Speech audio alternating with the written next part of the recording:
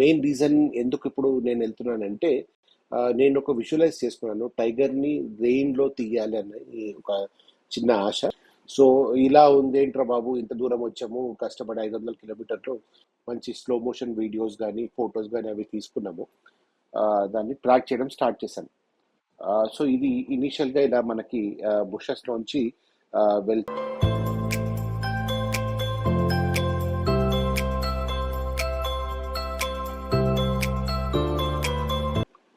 Hi, hello అండి. చాలా gap తర్వాత నేను ఒక వ్లాగ్ చేయడం జరిగింది. సో రీసెంట్గా నేను తడోబా నేషనల్ పార్క్ వెళ్ళాను. తడోబా నేషనల్ పార్క్ మహారాష్ట్రలో ఉందన్నమాట. ఇది మన హైదరాబాద్ తెలంగాణ నుంచి ఒక ఇంచుమించుగా ఒక రఫ్లీ 500 కిలోమీటర్స్ ఉంటుంది. సో ఈ పార్క్ ప్రత్యేకత ఏంటంటే ఇది మహారాష్ట్రలోనే బిగ్గెస్ట్ టైగర్ రిజర్వ్ అనమాట. దీంట్లో సుమారుగా ఒక 120 టైగర్స్ వరకు ఉంటాయి. సో ఇక్కడికి మేము ఒక నలుగురం కలిసి హైదరాబాద్ నుంచి బయలుదేరాము. సో బై రోడ్ కార్ ద్వారా మేము హైదరాబాద్ నుంచి తడోబాకి మొదలెడడం జరిగింది. సో ఈ టైంలో, ఈ వానాకాలంలో టైగర్ రిజర్వ్స్ అన్ని యూజువల్లీ క్లోజ్ ఉంటాయి. Core reasons, only buffer reasons మాత్రమే ఓపెన్ ఉంటాయి అన్నమాట. సో మెయిన్ రీజన్ ఎందుకు ఇప్పుడు నేను వెళ్తున్నానంటే నేను ఒక విజువలైజ్ చేసుకున్నాను టైగర్ని రెయిన్లో తీయాలి అన్న ఈ ఒక చిన్న ఆశ. సో అది ఎంతవరకు సఫలమవుతుందో తెలియదు. సో దాన్ని మీ అటెంప్ట్ చేయడానికే ఒక 2 days కోసం అని మన హైదరాబాద్ నుంచి బయలుదేరాము. సో మనం ఆన్ ద వే హైదరాబాద్ నుంచి బయలుదేరినప్పుడు మనము నిజామాబాద్, ఆదిలాబాద్, మన కవల్ ఫారెస్ట్ మీదుగా మనము ఇక్కడికి రీచ్ అవుతాం అనమాట. సో ఇది తడోబా మ్యాప్ అండి. సో తడోబా మెయిన్లీ 6 మెయిన్ జోన్స్లో డివైడ్ అయ్యింది. Moharli zone, Kuswanda, Kolara, Navegaon, Pangdi, Zari gate.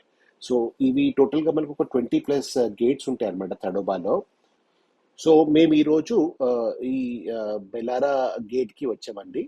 So రావడమే ఇక్కడ మహారాష్ట్రలో భయంకరమైన వానలు వరదలు వచ్చాయి. సో హెవీ రెయిన్ పడుతుంది అనమాట రాత్రి మేము వచ్చినప్పటి నుంచి. సో తెల్లారుజామునే మేము పొద్దున్న గేట్కి ఇప్పుడు 6ంటికి మేము వచ్చాము. మీరు ఒకవేళ చూసినట్టయితే చూడండి ఎలా అయితే వాన పడుతుందో, మొత్తం అంతా నీళ్లు, హెవీ రెయిన్. సో లోపలికి వెళ్ళి ఇప్పుడు చూడాలి మనకి ఏం కనిపిస్తాయి అన్నది. ఎందుకంటే ఇంత వాన ఉన్నప్పుడు టైగర్స్ యూజువల్లీ బయటకు రావు. సో మనము ఈరోజు మన లక్ ఎలా ఉందో చూద్దాము. టైగర్ కనిపిస్తుందా లేదా అన్నది కొంతసేపట్లో మనకు తెలుస్తుంది. సో మేము ఫారెస్ట్ లోపలికి ఎంటర్ అవుతూనే ఇలా మాకు ఎక్కడ పడితే అక్కడ నీళ్లు నిండుతూ, హెవీ రెయిన్ కాబట్టి మొత్తం ఫారెస్ట్ అంతా నీళ్ళతో నిండిపోయింది. మొత్తం రోడ్స్ కూడా కనబడినంతగా నీళ్ళతో నిండిపోయి ఫారెస్ట్ మొత్తము ఫ్లడ్ అయిపోయింది అనమాట బాగా. సో ఇలా ఉందేంట్రా బాబు, ఇంత దూరం వచ్చాము కష్టపడి 500 కిలోమీటర్లు, మరి ఇంకేమైనా యానిమల్స్ కనిపిస్తాయా లేదా అని మేము కొంచెము డీలా పడిపోయాము. సరే పోనీలే, ఇంతవరకు వచ్చాము, ఇంకేదో ఒకటి చూడాలి. సో ఇది కూడా ఒక కొత్త ఎక్స్పీరియన్స్. మాన్సూన్లో ఫారెస్ట్లో పట్టుకి రావడము, ఇలా వానలు వరదల్లో ఇంత హెవీ రెయిన్లో ఫారెస్ట్ ఎక్స్ప్లోర్ చేయడం అన్నది కూడా ఒక డిఫరెంట్ ఎక్స్పీరియన్స్ కదా. సరే ఓకే చూద్దాంలే అని చెప్పేసి ఆ దేవుడి పైనే భారం వేస్తూ ముందుకు సాగాం. సో అలా వెళ్తూ ఉండగా మాకు కొంచెం సేపట్లో అంటే మాకు బంగారు జింకలు కనిపించాయి, డియర్స్, మంచిగా వానలో తడుస్తూ ఒక చెట్టు చాటున అవి కింద నుంచున్నాయి అనమాట, వానకి కొంచెం కాపాడుకోవడానికి అని చెప్పేసి. చాలా అందంగా వాన పడుతూ ఉంది. సో మంచి స్లో మోషన్ వీడియోస్ కానీ ఫొటోస్ కానీ అవి తీసుకున్నాము.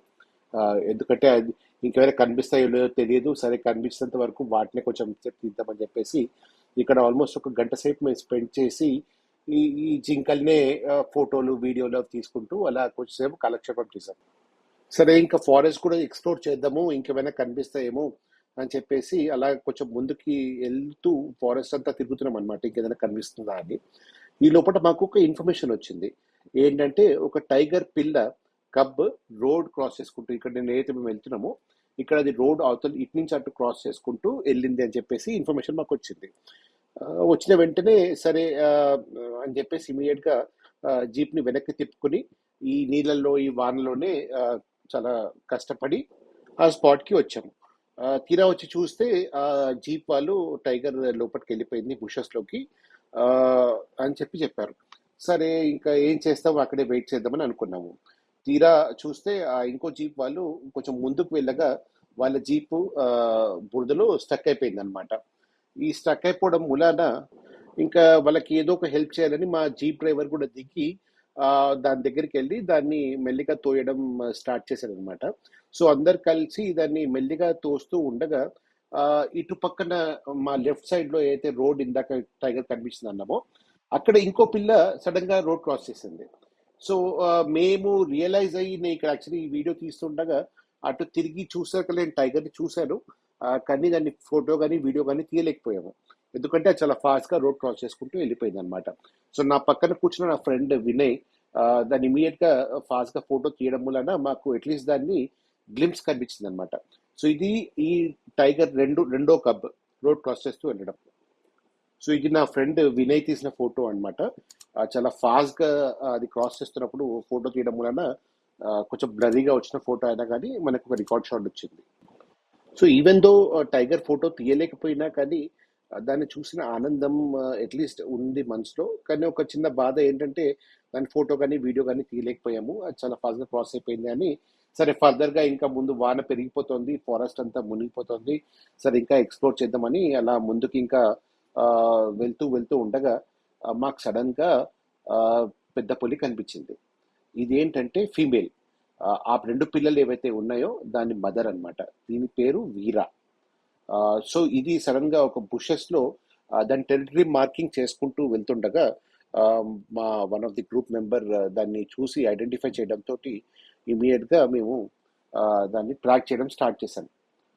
సో ఇది ఇనీషియల్ గా ఇలా మనకి బుషెస్ లోంచి వెళ్తూ ఉంది. సో మా స్ట్రాటజికల్ గా మా జీప్ తీసుకెళ్లి ఒక చోట పెట్టుకోవడం వలన మాకు ఇలా వచ్చింది అనమాట. సో హార్డ్లీ ఒక 30-40 సెకండ్స్ అనమాట టైగర్ ఎలా పాస్ అవ్వడం ఒకటే మాకు వచ్చింది. సో ఇంత హెవీ రెయిన్ లో నా 600mm నేను పెట్టి తీయడం, టైగర్ కూడా చాలా దగ్గర ఉండడం వలన నాకు రాలేదు కాబట్టి నా ఐఫోన్లోనే నేను ఈ వీడియో తీశాను. అండ్ తర్వాత కూడా ఒక చిన్న క్లిప్ అయితే స్లో మోషన్ లో మనం తీయగలిగామో అది ఇదనమాట. సో ఇది టైగ్రెస్ వీరా. ఇది ఫీమేల్ టైగర్ అనమాట. దీని పిల్లలే ఇందాక రెండు పిల్లలు అయితే మేము చూసామో. సో ఇది ఈ వానలో టెరిటరీ మార్కింగ్ చేసుకుంటూ మెల్లిగా వెళ్తుంది అనమాట. ఎందుకంటే వాన పడ్డప్పుడు దాని సెంట్ ఏదైతే ఉంటుందో అది పోతుంది కాబట్టి ఇది మళ్ళీ దాని టెరిటరీ అంతా తిరుగుతూ యూరినేట్ చేసుకుంటూ అది మళ్ళీ టెరిటరీ మార్కింగ్ చేసుకుంటుంది అనమాట. సో ఇది టైగర్ది ఒక చిన్న small slow motion video. So కొంచెం ఫర్దర్గా ముందుకెళ్ళగా మాకు కొంచెం ఇక్కడ ఒక మేల్ డియర్ది తలకాయ కనిపించింది. సో ఇది ఫ్రెష్గా ఓ 10 days బ్యాకే చంపి తిందంట టైగర్ ఇక్కడ. సో దాన్ని కూడా ఒకసారి చిన్నగా క్యాప్చర్ చేసాము. ఫర్దర్గా మాకు ఇది మేల్ సాంబార్ డియర్ కూడా కనిపించిందండి, పెద్ద డియర్.